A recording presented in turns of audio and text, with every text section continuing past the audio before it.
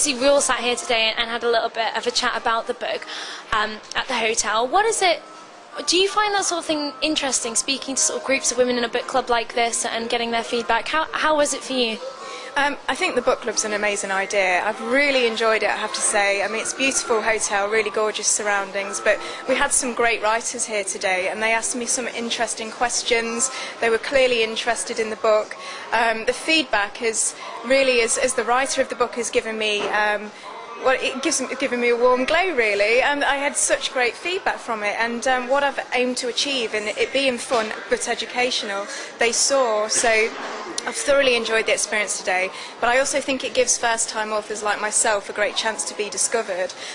You've really given me the opportunity that not a lot of first-time authors or any-time authors get, and that you've invited a group of journalists here today to ask away, and I think they've enjoyed meeting me directly so they can ask the author about the inspiration behind the book, but I've enjoyed it back in that I've had an amazing opportunity. Oh, that's really great news. You did a big travel section in the book, so obviously you are a well-travelled woman. What things could you absolutely not travel without?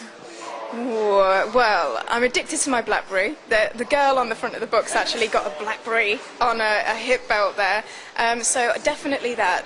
But I would say when it comes to beauty and travelling, I mean, it's hard to look your best really when you're travelling about, isn't it? So I'd cut a few short corners before I actually made that trip.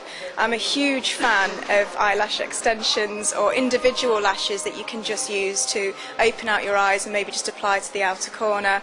Shellac nails are like the next step up to gel nails, so they always look polished and glamorous, yet they grow out and never chip, never wane until they grow out and you have them filled in. So I think it's a lot about cutting corners, looking good so you feel good, and when you're travelling you don't have the time to maintain that, so just take a few short corners and a few secrets out my book. Brilliant. Okay, and finally, if you go to one country in the world besides England on your holiday, where would it be? Oh, there are so many amazing places. I have so many different places that I adore. I recently went to Brazil, which if you've not been, I highly recommend it. I went to Sao Paulo to see, I love my major cities, but I do like the best of both worlds, and I do love to have my cake and eat it. So the fact that it had that beach life down the road, but the city buzz was incredible. So I recommend Brazil, but I'm actually going to America next year to promote the book.